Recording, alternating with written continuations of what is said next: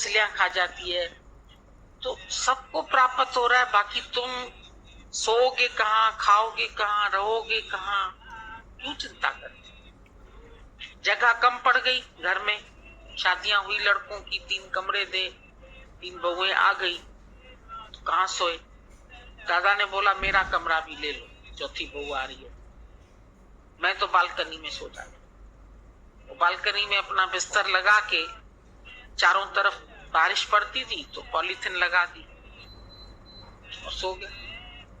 आपको जरूरत ही नहीं है ज्यादा जगह की। अपने पैर सिकोड़ लो, पैर फैला के चलोगे, शान से चलोगे, हमें ये भी चाहिए, वो भी चाहिए, साबुन भी चाहिए, तेल भी चाहिए, कंघी भी चाहिए, पाउडर भी चाहिए, अच्छे कपड़े भी चाहिए, सत्संग करने जाते हैं तो बढ़िया पहन के भी जाएं, तो फिर नहीं मिलेगा तो मन छोटा भी हो नहीं। और अगर मिल रहा है तो ठीक है, नहीं मिले तो मस्त रहो, बोलो उसमें क्या है, कौन सी बड़ी बात। फिर हो सकता है तुमको सत्संगी ऑफर करे, उनका भी उनके पास छोड़ा, नहीं चाहिए तुम्हारा, जो इस शरीर की प्रारब्ध। गीता भगवान यहाँ रहते थे, अच्छा उनका शरीर ऐसा था कि उसको प्रोटीन की, इसकी उसकी आवश्यकता थी। तो जैसे घर में साधारणतया किसी को पता नहीं था, खुद ही वो करते थे, तो ऐसे ही 1 कप पी लिया दूध तो पी लिया, नहीं तो नहीं पिया। एक दिन बना के लेके आए माता, तुलसी माता का घर पास में था, वो पिस्ता बादाम ये वो डाल के अच्छे से 1 गिलास बना के दूध का लेके गीता भगवान को दिया। बोला ये क्यों लाई हो? बोला ऐसे ही हमारा मन किया, माँ आपको भूख लगा रहे, आप दूध पियो। बोला क्यों, तुमने क्या समझा है? मेरी प्रारब्ध जब इस घर में है तो क्या मेरे को यहाँ नहीं मिलेगा? मेरे को बहुत मिलता है, जो मेरे शरीर के लिए उचित है वो मुझे यहाँ मिलता है, मैं किसी और पर आधार क्यों रखूं? जो मेरे घर में मुझे मिलेगा वही खाएंगे, वही पहनेंगे, वही पिएंगे। वो गिलास उठाया उन्होंने, बालकनी से ऐसे करके नीचे गिरा उसी के सामने। इसके बाद ये कभी ले नहीं आए।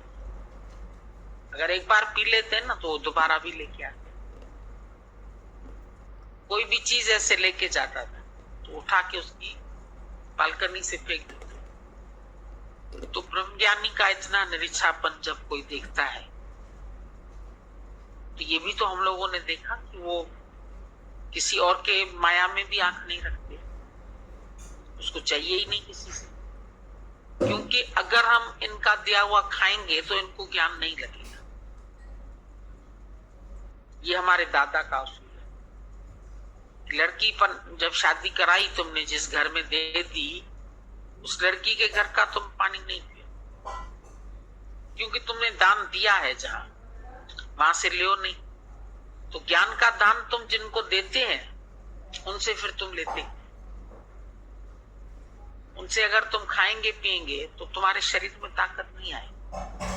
इसलिए तो दादा ने कहा कि अपना अपना घर सबके लिए बहुत ठीक है, अपने घर में चाहे सूखा मिले, रूखा मिले, डांट मिले, फटकार मिले, प्यार मिले, नहीं मिले, तुम शांत भाव से उसको स्वीकार करो। परीक्षा दो ना, बिना परीक्षा के थोड़ी ना कोई पास होता है भाई। जब छेनी हथौड़ा लगता है तो मूर्ति बनती है, सोना आग में पड़ता है तो गहना बनता है, कुम्हार भट्टी में डालता है तो मटके का रंग लाल होता है, सुर्ख होता है, और उसमें हम पानी को प्रिजर्व कर सकते हैं। और अगर कच्चा होगा मटका तो वो किसकी प्यास कैसे बुझाएगा? तो ये ग्रस्त की जो आग है ये हमको पक्का करती है। उल्टे चलने वाले, शायद नौकर भी उल्टा चले। दादा को बोला भैया, दादा ने कहा ये लेके आओ पकौड़ी बाहर से, हमारे मेहमान आए हैं, सत्संगी आए हैं। कहता हम तो अभी मेम साहब का बच्चा घुमाने ले जा रहे हैं, हमारे को टाइम नहीं है। दादा ने कहा इसने तो बहुत अच्छी बात कही, मेरे प्रेमी आए हैं तो मैं अपने हाथ से खरीद के लेके आऊं, मैं खिलाऊं, मैंने उसको ऑर्डर भी क्यों दिया? उसने मुझे सेल्फ डिपेंडेंट होना सिखा दिया। तो उसके जवाब में दादा को ज्ञान समझ में आ गया। गए बाजार में, खुद लेके आए, और उसको उसमें जब प्रेमियों को खिलाया तो कितनी खुशी हुई, अंदर से अच्छा लगा। तो बातें तो बहुत छोटी छोटी होती है ब्रह्म ज्ञानी के जीवन की। ये कोई कथाएं नहीं है कि हम रामायण या भागवत की तुमको कथाएं सुनाएं या वहां के दोहे सुनाएं या श्लोक सुनाएं, पर ये हम तुम लोगों को सारा प्रैक्टिकल जीवन सिखाते। इसमें हमारी थ्योरी कहीं भी नहीं है, पूरा प्रैक्टिकल है कि जिस जाहि विधि राखे राम ताहि विधि रही। जिस तरह भी भगवान तुमको रखता है ऐसे रहो। 36 प्रकार का खिलाता है वो भी खाते हैं। ऐसे नहीं कि हम फकीर हो गए, हम नहीं खाएंगे, हम क्यों खाएं। हठ भी नहीं है ज्ञानी। अच्छे कपड़े पहनते हैं तो हम नहीं पहनेंगे, उठा फेंक देंगे, ये भी नहीं। अब हमारे पास आते थे गीता भगवान, तो नई शादी हो गई थी तो अच्छी अच्छी साड़ियां थी, सिल्क की, इसकी, तो पहन के ही आते थे। जो थी वही तो पहनेंगे। तो ये थोड़ी कि उसको फेंक दिया फिर सफेद साड़ी लेके पहना। जो है